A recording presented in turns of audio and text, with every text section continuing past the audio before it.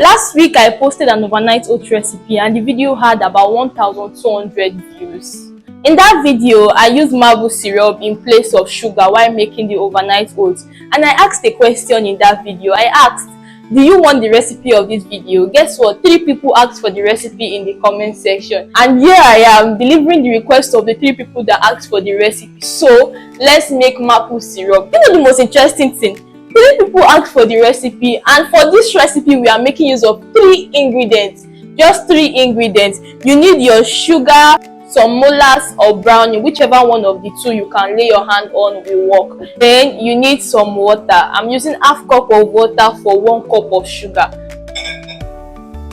Half cup of water, 1 cup of sugar, about a tablespoon of molasses, a teaspoon of vanilla extract.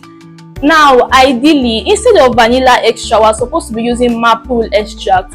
But because I don't have maple extract available at my reach now, and the closest extract or flavor that we can use to replace maple extract is vanilla extract. That is why I am adding in vanilla extract. But if you have maple extract, feel free to add in your maple extract into your maple syrup. It works perfectly. Either ways, it works. So I'm just going to give this a good stir till it boils up, the sugar melts and everything combines to each other. While it is boiling, it is thickening up. So let's just mix.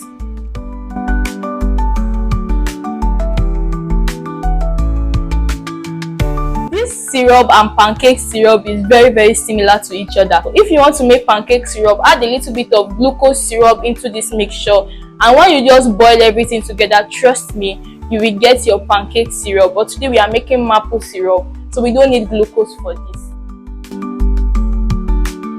At this point, I think our maple syrup is thick enough, so I'm just going to switch off the gas and allow it to cool down for some time before I transfer it into the jar.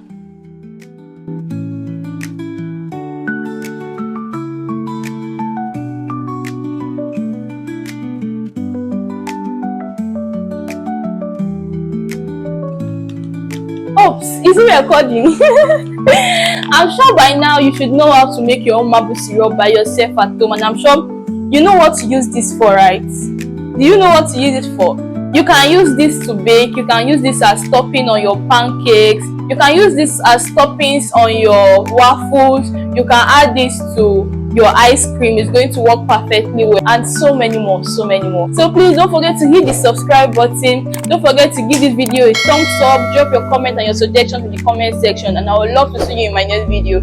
So please hit that notification bell right beside the subscribe button, so that in my next video you will be the first person to get notified once I drop the video on YouTube. Is it not nice? Thank you so much for watching, and I'll see you in my next one. Bye.